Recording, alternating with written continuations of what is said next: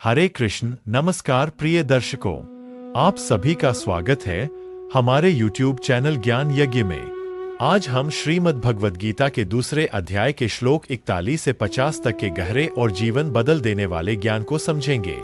इन श्लोकों में भगवान श्री कृष्ण हमें स्थिर बुद्धि, कर्मयोग और संभाव का अद्भुत मार्ग दिखाते हैं।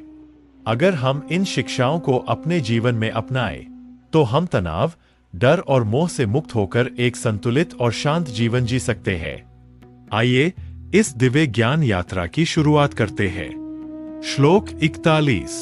श्लोक: व्यवसायात्मिका बुद्धिरेके कुरुनंदन, बहुशाखा ह्यनंताश्च बुद्धियो व्यवसायिनाम। हिंदी अर्थ: हे कुरुनंदन, इस मार्ग में निश्चयात्मक बुद्धि एक ही होती है, लेकिन अनिश्चयी लोगों की बुद्धि अनेक शाखाओं में बंटी होती है। तत्व व्याख्या: यहाँ श्री कृष्ण स्थिर बुद्धि का महत्व बताते हैं। जो व्यक्ति अपने लक्ष्य को स्पष्ट रूप से जानता है, उसकी बुद्धि एकाग्र और मजबूत होती है। लेकिन जो व्यक्ति निर्णय नहीं ले पाता, उसका मन हर समय इधर उधर भटकता रहता है। जीवन में सफलता पाने के लिए जरूरी है कि हम अपने लक्ष्य को स्पष्ट करें और उसी पर टिके रहें। बार बार रास्ता बदलने से मन कमजोर हो जाता है। श्लोक 42 से 43। श्लोक: यामिमा पुष्पितां वाचन प्रवदन्ते विपश्चितः, वेदवादर्ता पार्थ नान्यदस्तीति वादिनः, कामात् मानः स्वर्गप्रा जन्म कर्म फल प्रदाम, क्रिया विशेष बहुलान भोगैश्वर्यक्ति प्रति। हिंदी अर्थ: अज्ञानी लोग वेदों के फूलों जैसी आकर्षक बातों में फंसे रहते हैं और कहते हैं कि इसके अलावा कुछ नहीं है। वे भोग और स्वर्ग की इच्छा रखते हैं और कर्मों के फल में ही लगे रहते हैं। तत्व व्याख्या: यहाँ श्री कृष्ण बताते हैं कि केवल बाहरी कर्मकांड या स्वर्ग की इच्छा में फंस जाना सच्चा ज्ञान नहीं है। अनेक लोग धर्म को केवल पूजा पाठ या फल प्राप्ति तक सीमित कर देते हैं। वे भोग, सुख और ऐश्वर्य की चाह में ही उलझे रहते हैं। लेकिन गीता का संदेश इससे कहीं गहरा है। सच्चा ज्ञान आत्मा की शांति और मुक्ति में है, न कि केवल भौतिक सुख में। श्लोक 44। श्लोक: भोगैश्वर्य प्रसक्ताना तया पहृच्चेत्साम, व्यवसायात्मिका बुद्धि समाधो न विधीयते। हिंदी अर्थ: जो लोग भोग और ऐश्वर्य में आसक्त होते हैं, उनकी बुद्धि स्थिर नहीं होती और वे ध्यान में स्थित नहीं हो पाते। तत्व व्याख्या: जब मनुष्य भौतिक सुखों में ज्यादा उलझ जाता है, तो उसका मन कभी शांत नहीं रहता। ऐसे व्यक्ति का मन हमेशा कुछ पाने की इच्छा में रहता है, जिससे उसकी एकाग्रता नष्ट हो जाती है। ध्यान, शांति और आत्मज्ञान के लिए मन का सरल और आसक्ति रहित होना जरूरी है। श्लोक 45। श्लोक: त्रैगुणे विषया वेदा निस्त्रैगुण्यो भवार्जुन, निर्द्वंद्वो नित्य सत्वस्थो निर्योगक्षेम आत्मवान। हिंदी अर्थ: वेद 3 गुणों सत्व, रज, तम से संबंधित है, लेकिन तुम इनसे ऊपर उठो, द्वंद्वों से मुक्त रहो, स्थिर रहो और आत्मा में स्थित रहो। तत्व व्याख्या: यहाँ श्री कृष्ण एक बहुत ऊंचा आध्यात्मिक संदेश देते हैं। संसार 3 गुणों से बना है: सत्व शांति, रज क्रिया, तम अज्ञान। मनुष्य अक्सर इन गुणों के प्रभाव में जीता है, लेकिन सच्चा योगी वह है जो इनसे ऊपर उठ जाता है।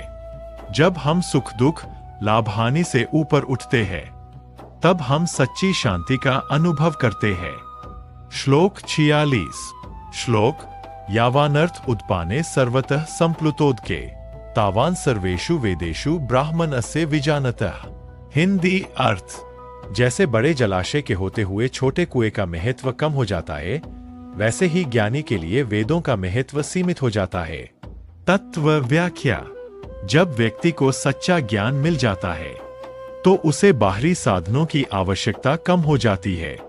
जैसे समुद्र मिलने पर छोटी नदियों का महत्व कम हो जाता है, वैसे ही आत्मज्ञान मिलने पर अन्य ज्ञान छोटे लगने लगते हैं।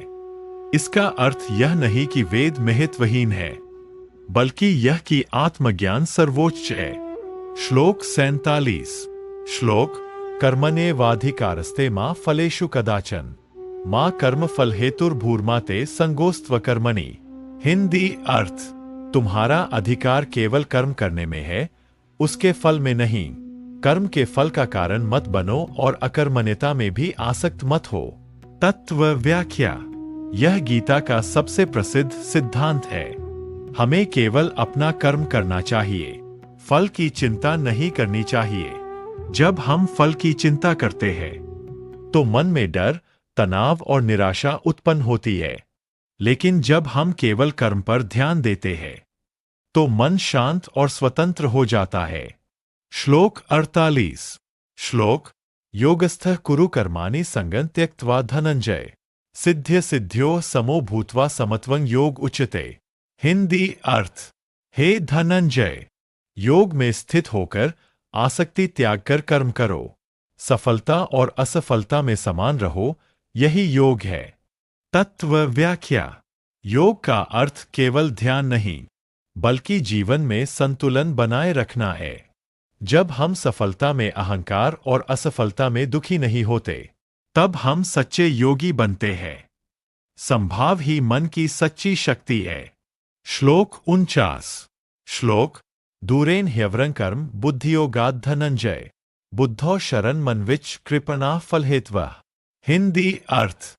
हे धनंजय, फल की इच्छा से किया गया कर्म बुद्धियोग से बहुत निम्न है। इसलिए बुद्धि में शरण लो, क्योंकि फल के पीछे भागने वाले दयनीय होते हैं। तत्व व्याख्या। जो व्यक्ति केवल परिणाम के पीछे भागता है वह कभी संतुष्ट नहीं होता। वह हमेशा कुछ पाने की इच्छा में रहता है, जिससे उसका मन अशांत रहता है। बुद्धियोग का अर्थ है समझदारी से, संतुलन से कर्म करना। यही श्रेष्ठ मार्ग है। श्लोक 50। श्लोक। बुद्धियुक्तो जहाति उभे सुकृत दुष्कृते तस्माद्योगाय युजस्व योगः कर्मसु कौशलम। हिंदी अर्थ। बुद्धि से युक्त व्यक्ति इस जीवन में अच्छे और बुरे दोनों कर्मों के फल को त्याग देता है। इसलिए योग में लगो, क्योंकि योग ही कर्मों में कुशलता है। तत्व व्याख्या। जब मनुष्य सही समझ के साथ कर्म करता है तो वह अच्छे और बुरे दोनों फल से ऊपर उठ जाता है। उसे न सफलता का अहंकार होता है, न असफलता का दुख। यही सच्ची कुशलता है। काम करना, लेकिन उससे बंधना नहीं। गीता का सार यही है। कर्म करो, लेकिन स्वतंत्र रहो।